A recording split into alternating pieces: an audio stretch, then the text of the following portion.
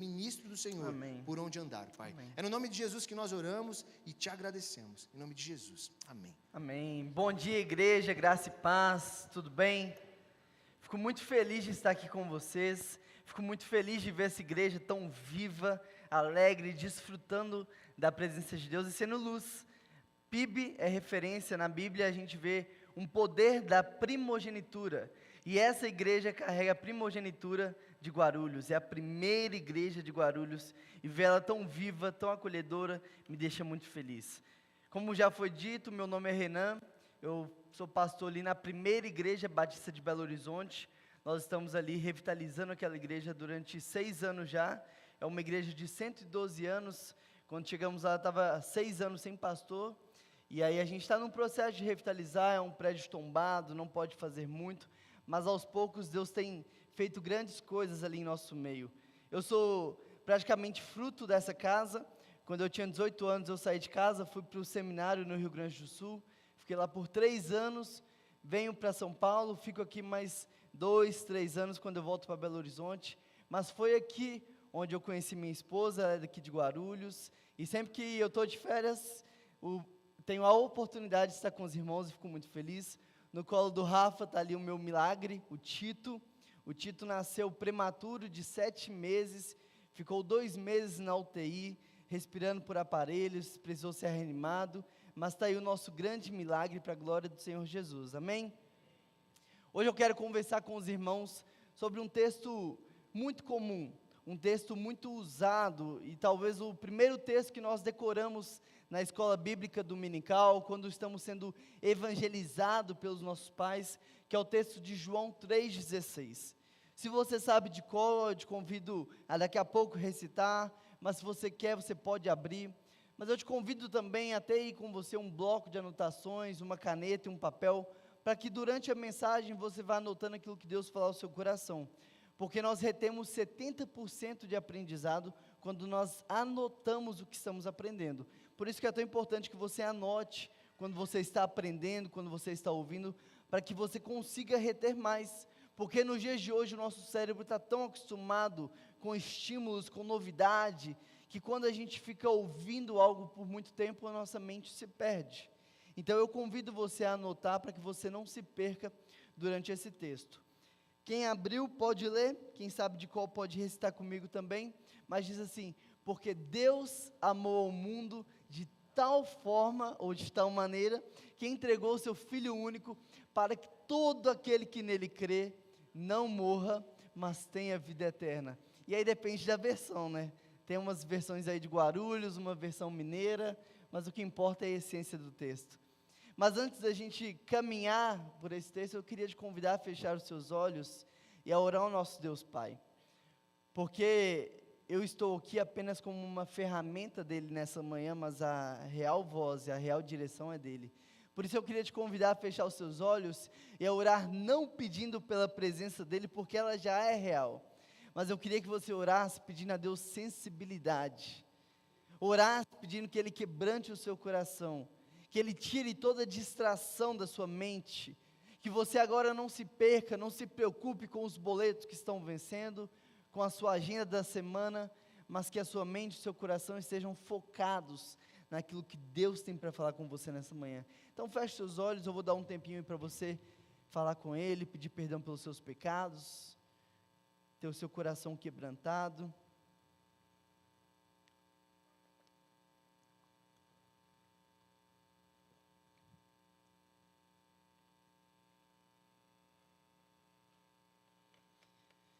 Pai querido, muito obrigado, Deus, por essa manhã. Obrigado pelo privilégio de poder coparticipar daquilo que o Senhor está fazendo no mundo. Obrigado por essa igreja tão amorosa, tão viva, tão acolhedora, tão generosa. Obrigado porque nada pode parar a igreja do Senhor, Deus, e ela não para de avançar, ela não para de crescer. Eu te peço que o Senhor continue abençoando essa igreja, o pastoreio do Brunão e toda a sua equipe, que eles continuem a expandir o Teu reino por toda Guarulhos e São Paulo, Pai. Que cada pessoa aqui nessa manhã não esteja aqui para visitar ou para assistir, mas nós estamos aqui para cultuar o Teu santo nome, porque só Tu és digno de receber todo louvor, toda adoração, só Tu és santo, só Tu és o Rei que reinará para todo sempre, e ninguém nunca poderá tirar o Teu poder. Isso nos dá descanso, Pai. Eu Te peço que o Senhor me use como ferramenta do Senhor agora, Deus. Eu não estou aqui por aplausos, por elogios, por mídia, eu estou aqui como um servo do Senhor, obedecendo ao Teu chamado, Pai.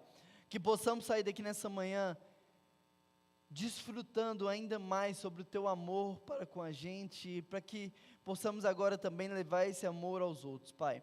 Em Teu nome que nós oramos, amém. O texto que nós lemos ou recitamos, o texto de João 3,16, ele é tão sublime, ele é tão profundo, ele é tão importante, que Lutero chamou esse texto de miniatura do Evangelho. É como se nós perdêssemos toda a Bíblia, como se perdêssemos toda a Escritura, mas se precisássemos pregar do Evangelho para alguém, o texto de João 3,16 é um resumo de toda a Bíblia. Se você até hoje não compreendeu o que a Bíblia quer dizer, qual é o aprendizado da Bíblia, foque em João 3,16, porque a Bíblia se resume em a criação, a queda, Deus redimindo o homem caindo, Deus levantando o homem, até que Jesus volte e nos resgate de uma vez por todas. Então esse texto ele é muito sublime, ele é muito lindo e ele é muito profundo, e por isso que eu quero desafiá-los a estudarmos ele nessa manhã, porque talvez você até negligencie, você até pense, caramba, esse texto já é tão batido, esse texto já é decorado, o que eu tenho para aprender nesse texto? Mas eu tenho certeza que Deus tem algo para ministrar na sua vida através desse texto. O relato desse texto é tão importante para a humanidade, que nós estamos indo para o ano de 2025, já estamos na metade de 2024, após Cristo.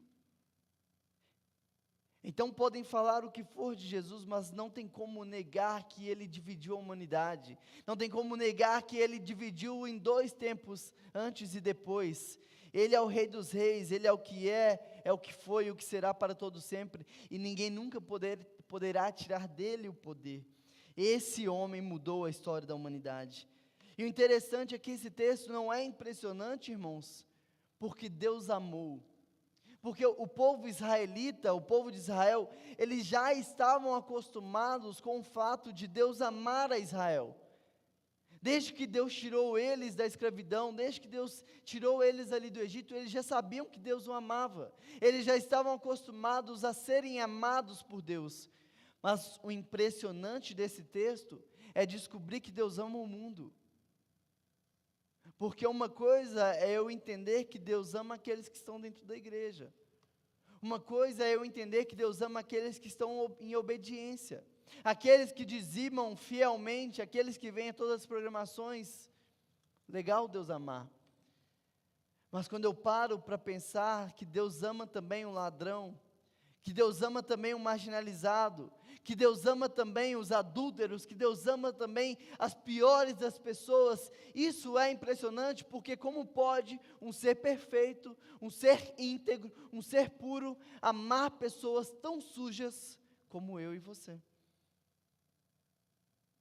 Por isso que o texto é impressionante, não pelo amor de Deus, porque Ele é o amor, mas o texto é impressionante por Ele amar pessoas como eu e como você. É impressionante não pelo tamanho do mundo, porque o mundo para Deus é fichinha, porque Ele é o Criador de todas as coisas, Ele criou os céus, Ele criou a terra, Ele criou o mar, tamanho para Deus é fichinha, o mundo cabe na palma da mão de Jesus, mas o que impressiona nesse texto é a extensão do amor de Deus, é mesmo Deus podendo escolher quem Ele amaria ou não, Ele amar pessoas egoístas, pessoas idólatras, pessoas avarentas, pessoas que trocariam qualquer tempo com Ele por lazer ou até mesmo pelo pecado. Mas vamos seguir, eu quero te convidar a anotar aí o primeiro ponto, o primeiro aprendizado que a gente tira desse texto é a procedência. Porque quando nós lemos, o texto já começa dizendo, Deus amou. Nós não estamos dizendo aqui que um astro de cinema te amou. Nós não estamos dizendo aqui que o camisa 10 do seu time de futebol te amou. Nós não estamos dizendo aqui que a sua esposa, que o seu marido ou que os seus pais te amaram, não. O que nós estamos vendo no texto é que o próprio Deus chamou.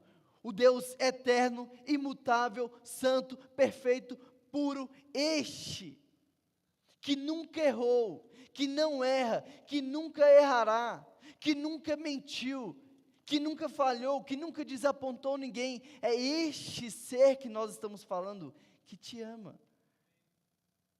E quantas vezes nós estamos preocupados em buscar amor em likes, em views, em elogios, em palavras de afirmação, enquanto o próprio Deus, o próprio amor, está de braços abertos para você dizendo: eu te amei, eu te amo, e para sempre eu te amarei. Olha a procedência desse amor, queridos, é o próprio Deus. Deus amou o mundo de tal maneira que deu seu Filho único, para que todo aquele que nele crê não morra, mas tenha vida eterna.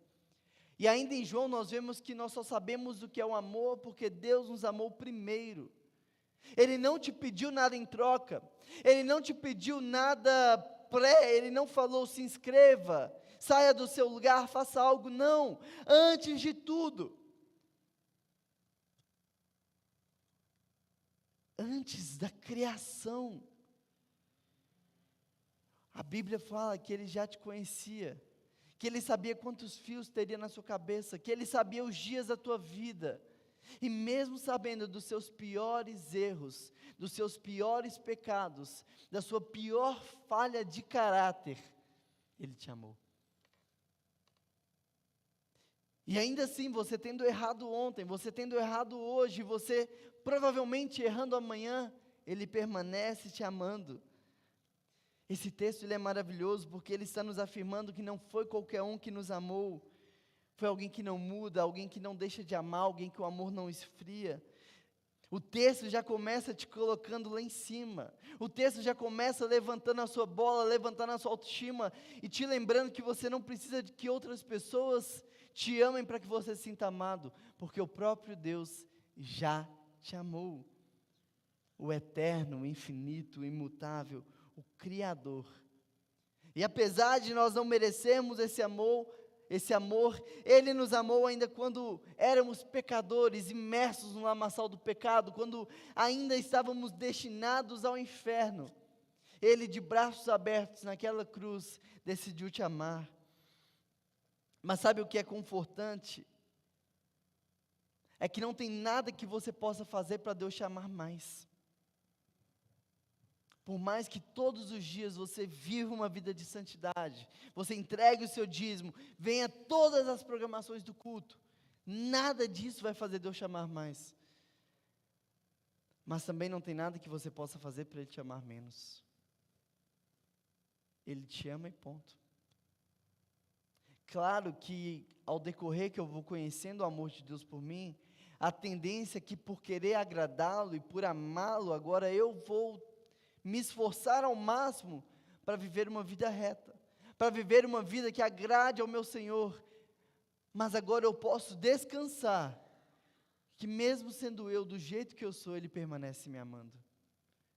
Mesmo eu sendo grosso com a minha esposa, às vezes Ele permanece me amando. Mesmo muitas vezes eu preferindo um entretenimento no celular do que passar tempo com meu filho, Ele permanece me amando.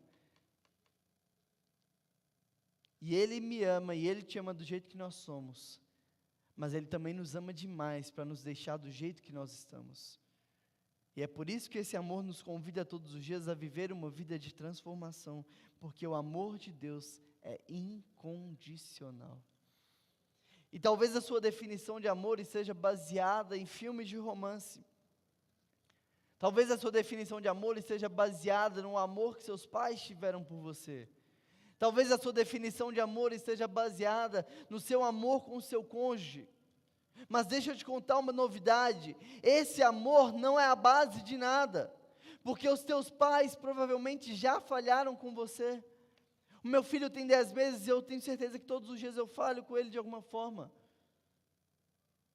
A base do seu amor não pode ser em filmes e novelas, porque aquilo lá é pura ficção. A base do seu amor não pode ser pelo seu cônjuge, porque um dia você está amando muito, mas no outro dia o amor passa. Um dia você está apaixonado e no outro dia você não está tão afim. Nós somos seres inconstantes, nós somos seres emotivos e as nossas emoções elas variam. Por isso a base do nosso amor não pode ser em coisas falhas. Agora, a nossa referência de amor tem que ser no nosso Deus, porque Ele não erra, Ele não muda, Ele não esfria e Ele nunca vai deixar de nos amar. A Bíblia fala que Deus é o amor.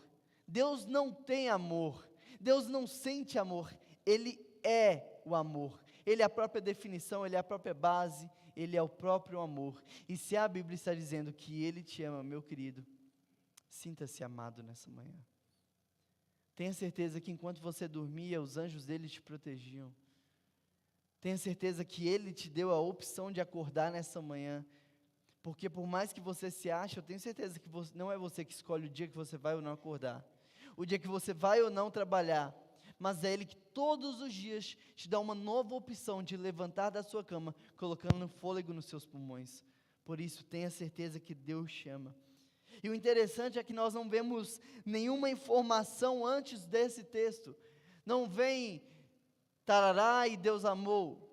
Não vem uma justificativa e Deus amou. Não vem um motivo e Deus amou. O texto já começa dizendo, Deus amou. Sem importar o seu passado. Sem importar o seu ontem. Deus amou. Por isso, presta atenção, não importa o que você fez antes da sua vida com Cristo, não importa o que você fez até o seu encontro com Cristo, porque a partir do momento do encontro algo começa, a partir do encontro tudo se faz novo. Deus amou e agora é uma nova vida, porque antes eu não era amado e agora eu me sinto amado. E é por isso que o amor de Deus tem que nos transformar todos os dias eu preciso ter um encontro e me sentir amado por Ele. Ele simplesmente te amou de graça. Antes de tudo, Deus chamou. E esse Deus magnífico, esse Deus maravilhoso, esse Deus eterno, foi Ele quem nos amou. Quando eu conheci a minha esposa, eu me apaixonei de cara, e com uma semana eu me declarei para ela, e ela não fez diferença nenhuma para ela. E eu fiquei 8 meses correndo atrás para finalmente ela aceitar namorar comigo. A gente está fazendo quase 5 anos de casado e eu acho que ela está começando a gostar de mim. E isso me impressiona. Agora, se um ser que, vez ou outra, muito raramente falha, me ama e me impressiona, como não me impressionar quando eu descubro que o ser eterno, que nunca errou, me ama? Isso tem que ser reconfortante. Isso tem que nos trazer alívio. Isso tem que nos trazer força, tem que nos trazer ânimo, porque foi Deus que nos amou. A mesma mão que neste momento segura o sol no perfeito lugar que ele tem que estar. A mesma mão que segura a lua, a mesma mão que mantém a terra na perfeita gravidade. Essa mão está agora cuidando do seu coração. Essa mão está agora escrevendo os dias da sua vida. Essa mão está agora planejando o melhor para o seu futuro. Que Deus. Tiago, capítulo 1, versículo 17, diz, toda boa dádiva e todo dom perfeito vem do alto e descem do Pai das luzes, que não muda como sombras inconstantes. Isso nos prova que o nosso Deus, Ele é infinito, Ele é pessoal, Ele é capaz de amar e de se relacionar. Você não se relaciona com uma força, querido. Você não se relaciona com uma energia. Você não se relaciona com uma religião. Você se relaciona com um Deus pessoal, que te ama, que cuida de você. Então pare de levar o cristianismo como um hobby, ou como uma religião de aos domingos, e comece a se relacionar com aquele que te amou e continua todos os dias te amando, independente das suas falhas.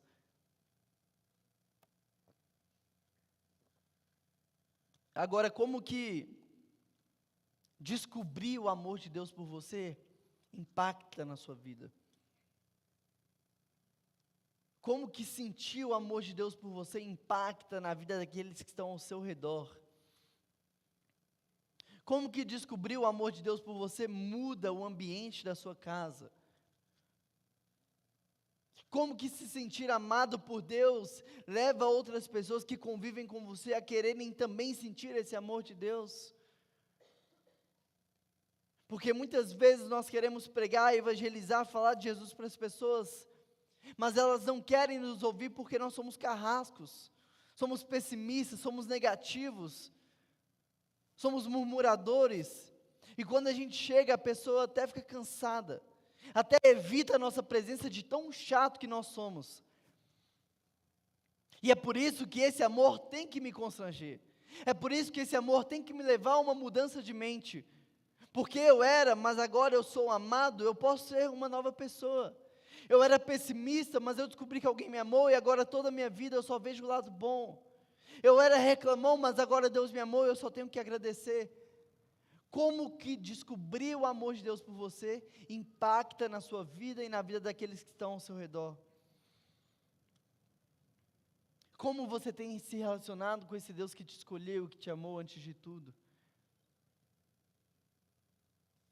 Em primeiro lugar, nós vimos a procedência desse amor, e em segundo lugar, anota aí, nós vemos a extensão desse amor. Deus amou o mundo de tal forma que entregou seu Filho único, para que todo aquele que nele crê não morra, mas tenha vida eterna. E quando o texto fala de mundo, ele não está falando de globo, ele não está falando de natureza, ele não está falando de extensão, porque tudo isso é fichinha para Deus, mas quando o texto fala de mundo, o texto está falando de pessoas, de criaturas totalmente merecidas do amor de Deus. Eu e você, pasmem vocês, nós não merecemos ir para o céu. Como foi dito aqui várias vezes, a PIBG é o ponto de encontro entre pecadores e Deus. Todos nós somos pecadores e, sendo pecadores, nós ferimos diretamente a Deus. Por isso, nós estamos destinados ao inferno. Mas aí Deus vem com a sua imensa graça e nos dá a oportunidade de sermos salvos por Ele. Você já parou para pensar no contexto espiritual do mundo? Pessoas idólatras, pessoas egoístas, pessoas avarentas, pessoas que adoram a si mesmo acima de tudo, pessoas que só pensam no seu conforto, no seu prazer, pessoas que vez ou outra pensam em querer fazer o bem, mas pessoas o tempo todo colocando elas mesmas no altar da sua vida. Já parou para pensar no peso espiritual, no contexto espiritual do mundo? Pessoas que negaram a Cristo, pessoas que apedrejaram Cristo na cruz, pessoas que até hoje zombam do nome de Cristo.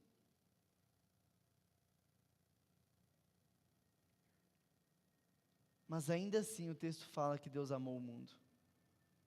Ainda assim o texto não diz que Deus amou aqueles que seriam cristãos, aqueles que seriam membros da PIBG. Não, o texto fala: Deus amou o mundo. Vai além das portas da igreja, vai além dos bairros nobres, vai além das periferias. Deus amou o mundo.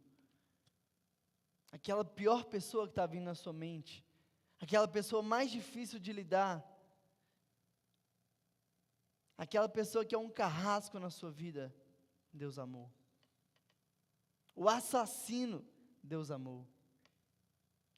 Agora, se Deus amou todo mundo, se Deus amou não só um povo exclusivo, se o amor de Deus é abrangente, se o amor de Deus é para todos, quem somos nós para escolher a quem nós devemos ou não amar? Quem nós somos para decidir a quem ou não nós devemos honrar? Quem nós pensamos que nós somos para escolher a quem nós vamos ou não direcionar o amor de Deus? Porque se você se acha mais do que alguém que está lá fora, tem algo errado no seu coração. Porque o fato de nós estarmos aqui dentro não muda nada quem nós somos. O fato de nós estarmos aqui dentro só reconhece que nós somos pecadores, mas somos pecadores como os que estão lá fora. Então quem a gente pensa que é? Quem a gente acha que é na fila do pão, para escolher quem eu vou ou não amar? Quem eu vou ou não agradar? Quem eu vou ou não honrar? Agora, como que tem sido o seu amor para aquele que vem diante de você? Você tem amado somente aqueles que te agradam? Somente aqueles que te obedecem, te honram, te colocam para cima? Ou você tem amado a todos que Deus coloca no seu caminho? Ou você tem amado também aqueles que te incomodam, te atrapalham? Aqueles que são literalmente uma pedra no seu caminho? Porque o amor de Deus é para eles também. A quem o seu amor tem alcançado?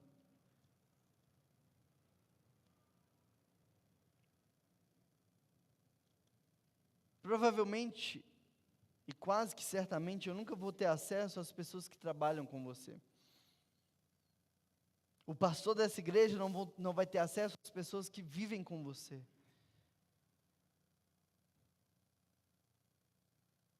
Mas essas pessoas têm acesso a você quase todos os dias. E provavelmente elas vão ter você como a única opção da vida delas, de sentirem o amor de Deus por elas. Talvez aquela pessoa difícil, amarga,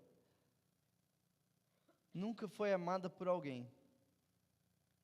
E você vai ser a única oportunidade que ela vai ter de ver o sorriso de Deus na frente dela. As suas mãos, os seus braços vão ser a única oportunidade que ela vai ter de se sentir servida, honrada e abraçada por alguém. E a Bíblia não fala para pastores, para mestres, a Bíblia é para todo cristão. E ela nos dá ordenanças. Vão pelo mundo e façam discípulos, batizando-os em nome do Pai, do Filho e do Espírito Santo, e ensinando a obedecer os meus mandamentos. Fazer discípulos é fazer amigos. Só que quem falou que amigo a gente escolhe? Quem te ensinou que você tem que escolher a quem você deve ou não cuidar e amar? Que a Bíblia não está dizendo, vai e aqueles que te agradarem, agrades de volta. Vai aqueles que te amarem, amem de volta, não. Nos 10 mandamentos, a Bíblia nos ensina a amar como a gente ama a si mesmo. Só que, meu querido, eu queria muito que você refletisse nessa manhã. O seu amor tem se expandido além das fronteiras daquilo que te agrada. O seu amor tem ultrapassado as fronteiras daqueles que te honram, te amam e cuidam de você. Porque se a gente ficar privando o amor de Deus só entre nós, isso nunca vai expandir, mas alguém precisa quebrar a barreira e começar a amar aqueles que não merecem. Aqueles que todo mundo jogaria pedra, aqueles que todo mundo crucificaria. Porque um dia alguém fez isso por mim e por você, naquela cruz há mais de 2000 anos atrás. Então por que você vai ficar selecionando a quem devemos direcionar ou não o nosso amor? O nosso problema é que a gente sabe onde tem a fonte de água viva. A gente sabe onde tem uma fonte de água que nunca acaba. A gente sabe onde tem uma fonte de água eterna. A gente sabe onde tem a fonte de água que dá vida para as pessoas, que gera fôlego, que dá esperança, que dá propósito, que tira as pessoas da depressão, que tira as pessoas da ansiedade. A gente sabe onde tem essa água. E a gente está vendo pessoas morrendo de sede. A gente está vendo pessoas indo para o inferno. E não está oferecendo água porque elas não nos agradam. E não está oferecendo água porque elas ferem o nosso ego. E não está oferecendo água porque um dia no meu passado ela não me cumprimentou. E você ainda se acha melhor do que essas pessoas? Você já bebeu da fonte da água eterna? Você já bebeu dessa água que sacia sua sede? Então agora comece a pegar na mão das pessoas que ainda não conhecem e comecem a levar elas. E você vai ver que a sua vida vai fazer muito mais sentido. Que a sua vida vai ter muito mais propósito. Porque o que Deus vai te cobrar no dia do juízo não vai ser quantos carros você acumulou, quantas casas você comprou, o salário que você alcançou. O que Deus vai te perguntar é o que você fez com o talento que eu te dei. Quantas pessoas você levou para beber dessa água? Quantas pessoas você levou o amor que eu te confiei. E Jesus também nos deixou o exemplo de como deve ser esse amor. Em terceiro lugar, anota aí comigo. Nesse texto nós vemos a intensidade do amor de Deus. Deus amou o mundo de tal forma que deu seu Filho único, para que todo aquele que nele crê não morra, mas tenha vida eterna.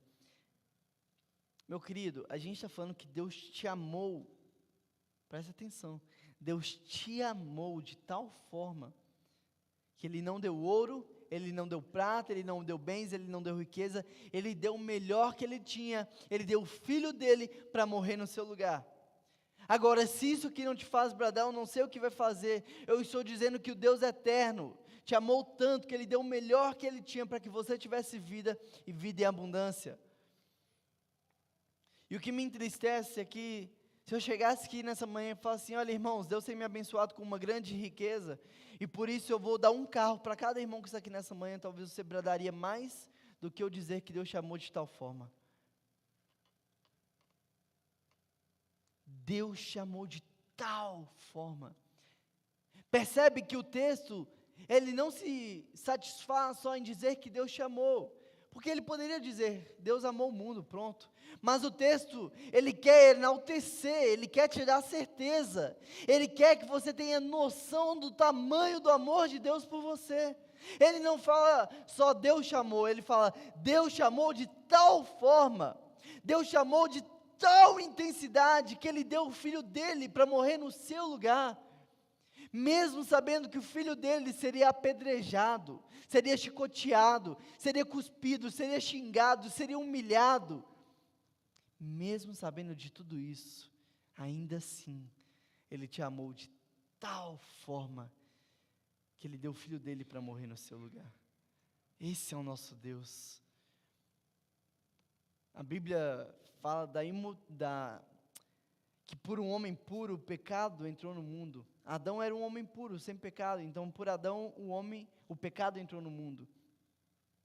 E por mais que os homens tentassem, eles ofereciam sacrifícios, eles matavam animais, mas nada disso podia pagar de uma vez por todas pelos pecados.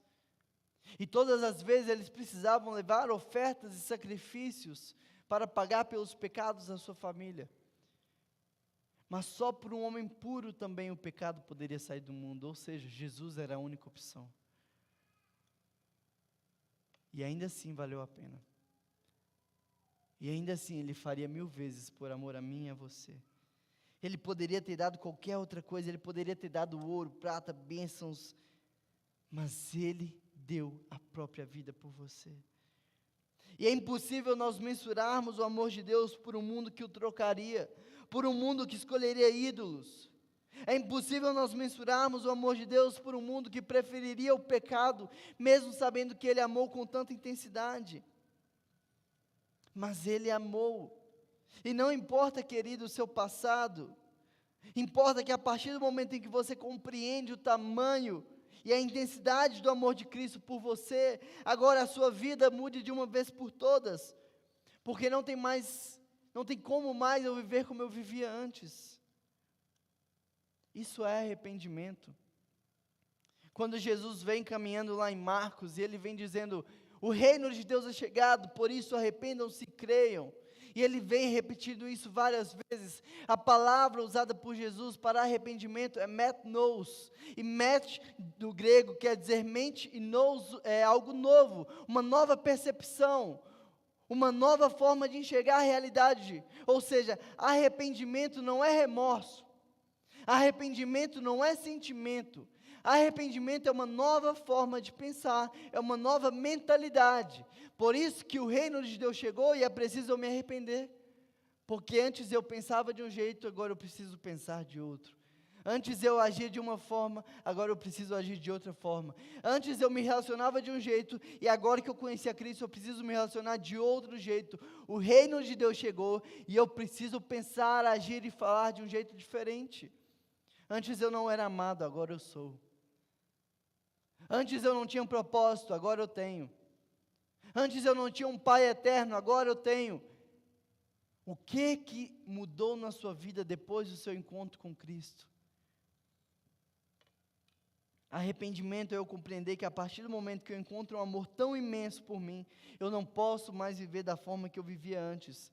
E agora eu preciso converter, eu preciso convergir o meu caminho e agir, pensar e falar de um jeito diferente. E isso me faz questionar toda a maldade e toda a impureza contida no meu coração.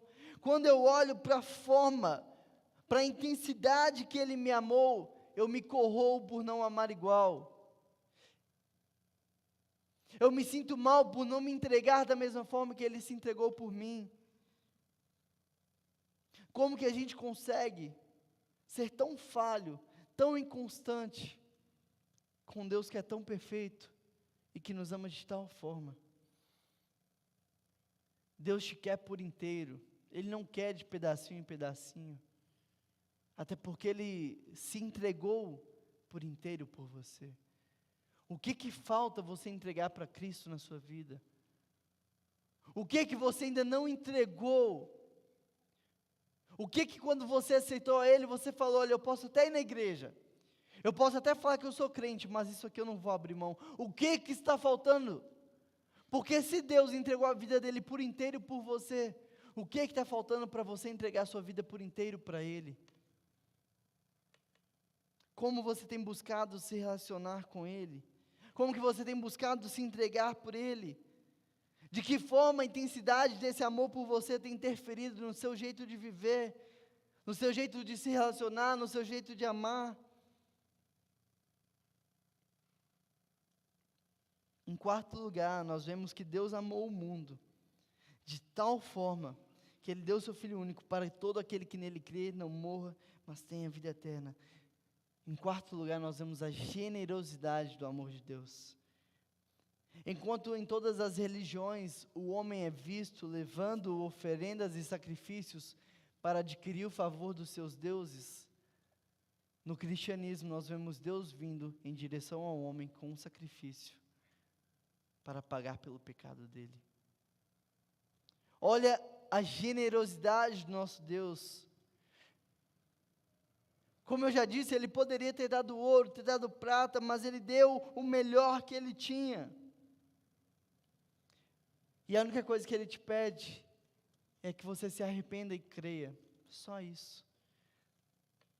Deus deu o maior exemplo de generosidade, mostrando que o que importa não é o quanto se tem, mas é o que você faz com aquilo que você tem. O que importa não é o quanto você conquistou, o quanto de tempo livre você tem, o tamanho da sua família, mas o que importa é o que você tem feito com aquilo que Deus colocou em tuas mãos. Ser generoso tem a ver com se libertar de depender de coisas, se libertar de depender do egoísmo, se libertar do consumismo. Deus deu por nós tudo que Ele tinha, o melhor que Ele tinha. E por que a gente ainda não entregou a nossa vida por inteiro a Ele? Em quinto e último lugar, a gente aprende nesse texto sobre a oportunidade.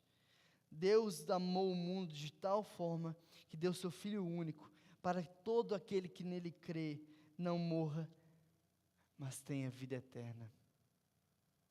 Em outras versões vai falar para que todo aquele que nele crê não pereça.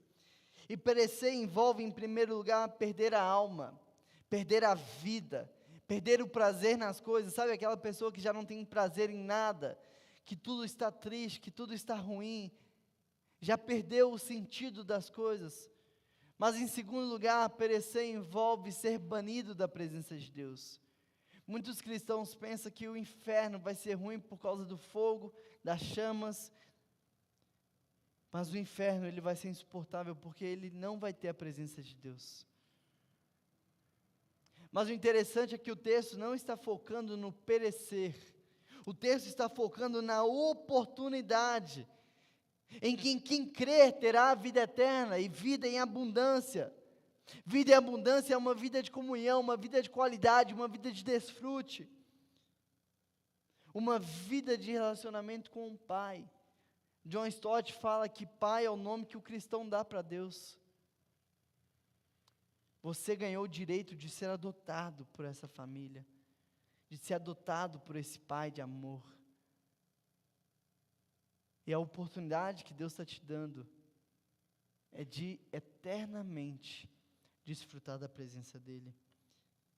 Vida eterna é, seja você em um almoço gostoso em família, seja num dia num parque, seja num churrasco, ou até mesmo em um hospital, em tudo que você fizer, você desfrutar da qualidade de ter Deus na sua vida, te dando paz, descanso e alegria.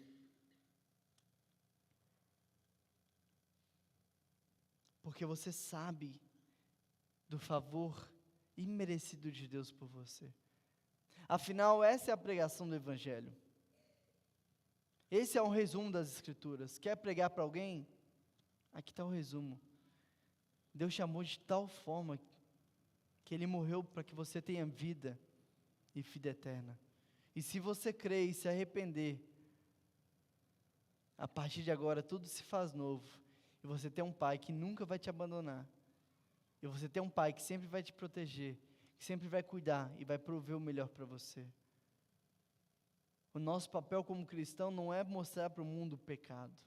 O nosso papel como cristão não é tirar do mundo o pecado, porque tudo isso é função de Jesus.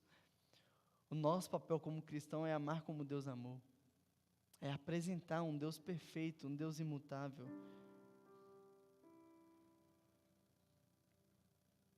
Talvez até hoje você não só entregou sua vida de fato para Cristo, porque você pensa, pastor, mas eu não vou conseguir nunca mais errar. Eu não vou conseguir nunca mais pecar. Eu sou sujo, eu sou pecador. Eu também sou. Mas vai para o hospital quem reconhece que está doente. Vai na academia quem reconhece que precisa cuidar da sua saúde. Vai no nutricionista quem reconhece que precisa melhorar a alimentação. Se tornar cristão não quer dizer que você vai se tornar alguém melhor, perfeito ou que nunca mais vai errar. Mas se tornar cristão é você declarar para o mundo: eu reconheço o meu pecado. Eu reconheço que eu mereço o inferno. Mas eu te confesso que existe um Deus que me amou tanto, que Ele ignora o meu pecado e me dá uma nova oportunidade. Não estou falando da minha opinião, gente, estou falando da Bíblia. Lamentações fala que Deus escolhe lançar no mar do esquecimento os nossos pecados. A partir do momento que você encontra Jesus, tudo se faz novo. Vida eterna não é eu esperar o fim da vida para conhecer a Jesus. Vida eterna é porque eu já conheci Ele hoje. Agora a minha vida é totalmente diferente. E eu tenho o prazer de todos os dias viver com o Pai. E agora fica até fácil evangelizar, fica até fácil falar de Deus para as pessoas. Porque o convite de Jesus para mim é cantar da vitória de uma guerra que eu nem precisei sujar as minhas mãos. Eu nem precisei lutar, Ele já venceu. Agora eu só preciso anunciar as boas novas. Jesus morreu por você, levante-se, venha, tenha vida. Jesus morreu por você, venha, encontre o propósito. Jesus te ama acima de todas as coisas. Essa é a definição de amor por você. Aceitar o nome de Cristo não nos impede de nunca mais errar. Não diz que seremos perfeitos ou que nunca mais erraremos. Mas quer dizer que a gente reconhece a maldade do nosso coração e que a gente quer se aproximar dele todos os dias.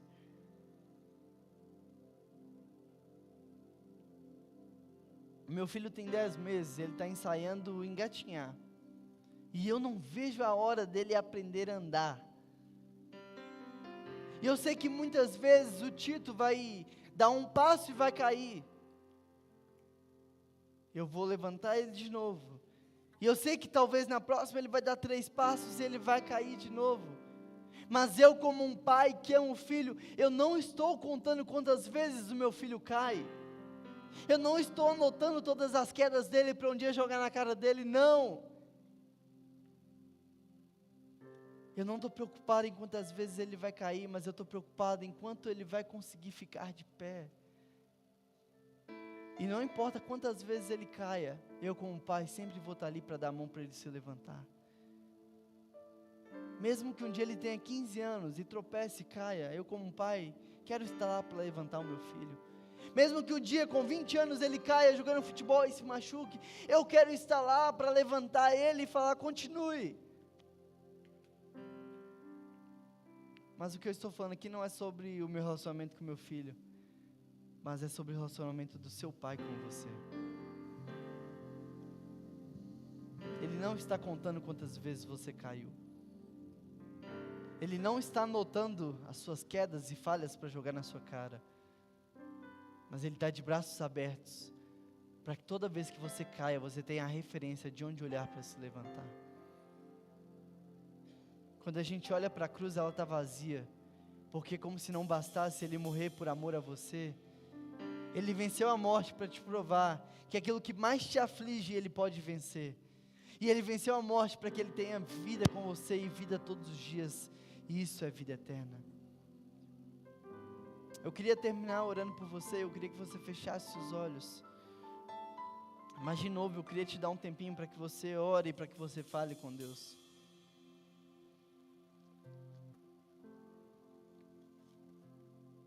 Como o amor de Deus tem transformado e impactado a sua vida.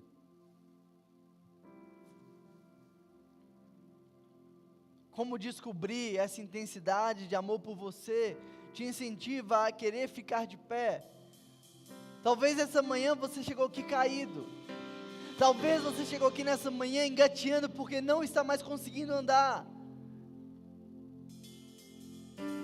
Talvez você chegou aqui nessa manhã por curiosidade, para ver mais sobre esse Jesus. Ou talvez você chegou aqui nessa manhã para relembrar de quando você caminhava com Jesus.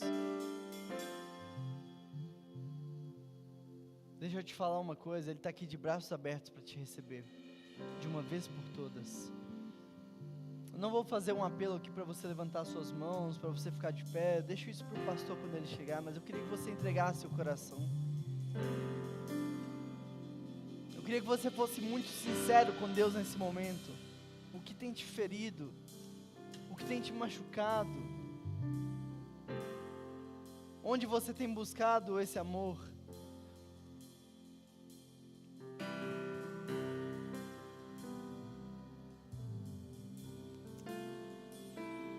Pai querido, nós estamos aqui com o coração quebrantado, com o coração aberto, para te dizer que sem o Senhor não dá. Perdoa, Pai, por todas as vezes que deixamos de falar do Teu amor para alguém, por mero egoísmo ou por mera vaidade. Mas nos ajude todos os dias a enchermos a nossa alma, o nosso espírito da Tua presença de tal forma que quando sai de casa não tem espaço para mais nada senão a Tua presença, a ponto dela transbordar nas pessoas que vierem adiante de nós. E por mais que nos fechem no trânsito, por mais que nos xinguem, por mais que nos critiquem, não vai mudar, porque nós já estamos plenos, já estamos cheios. E agora o que nós temos é apenas transbordo para as pessoas. Nos leve a uma metanoia, Pai. Nos leve a uma mudança de mente e de percepção. Que a graça de Deus Pai, o amor e a consolação do Espírito Santo esteja sobre toda a igreja, Deus. Nos leve agora para casa em paz, em segurança. Nos dê uma semana abençoada. Uma semana sim com lutas, com desafios, mas uma semana, Pai, com vitórias, porque o Senhor não disse que seria fácil, o Senhor não disse que seria pleno, que seria reto, mas o salmista diz que ainda que nós andássemos pelo vale da sombra da morte, ainda assim o Senhor estaria ali. Obrigado por essa certeza, Pai, obrigado por essa manhã, obrigado por esse culto, em Teu nome que nós te oramos.